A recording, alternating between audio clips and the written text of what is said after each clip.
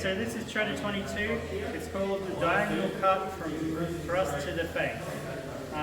It reads pretty straightforward, and there's an editor's note which I think I'm going to go the opposite way on.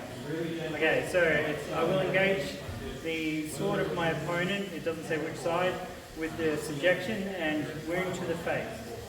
So that sounds pretty much like our normal Ataro and thrust. It just says subjection, but I'm going to assume Treta even whatever, so we'll do the Ataro and thrust. And if they come into parry strong, deviating my sword, I will form a diagonal cut with a lateral step to my adversary's right. So there's a few different ways to do that, but the simplest way that we found, so if I assume my Ataro's on the inside and I'm coming for a thrust to the face, and Kate's doing a parry as I've come forward, and then I'm using a lateral step to my outside to deliver a cut. And that could be to the body or face there, whichever. And I'm away from the sword. I kind of quite like that. We'll do that a little bit quicker. So it's here, parry, cut over, step out. If we try and follow the editor's suggestion and use the engagement on our outside line, and then I go to thrust the face, as it's deviated, I have to cut over, and it feels nice and natural to do it this way, but that specifically says to step to my opponent's right hand side. So once again, here, comes back over to here. There's a few different ways I can find to do that. I can do it as it deviates my sword, turn this into a cut. Doesn't seem to work really well.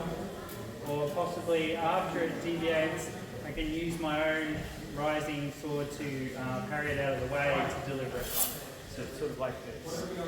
Which kind of works, but it's kind of a bit dodgy, and it depends on how much they actually want to defend. Okay, so once again we're taking it with the outside engagement. So if we take the outside engagement and then parry hard as I come in for the thrust, I can do the same sort of cut over and stay on the inside and just make sure I'm coming into here for this. I'll do that with a curve step. So once again, parry here, pushed off, and then I'll deliver my cut inside. So now we're talking about the counter, and the section is titled Against the Diagonal Cuts. So initially when I read the counter I thought it was against the initial thrust, but assume from that sort of like segue sentence, which is not in a different case like the title might be, but definitely on its own. We're talking about trying to defend against the cut component.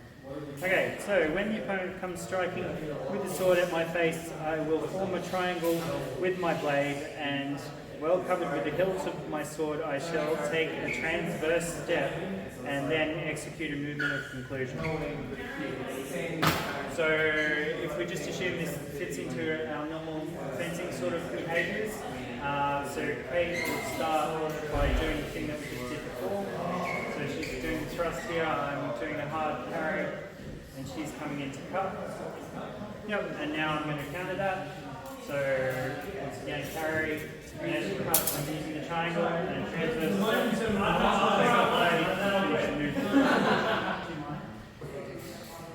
Okay, so we're going to look at the engagement on the outside line and how the conclusion might fit in with that. So first of all, Kate's going to take the engagement on the outside, thrust towards the face, and I'm going to hard parry. And now she's going to cut diagonally as she curve steps to her inside line.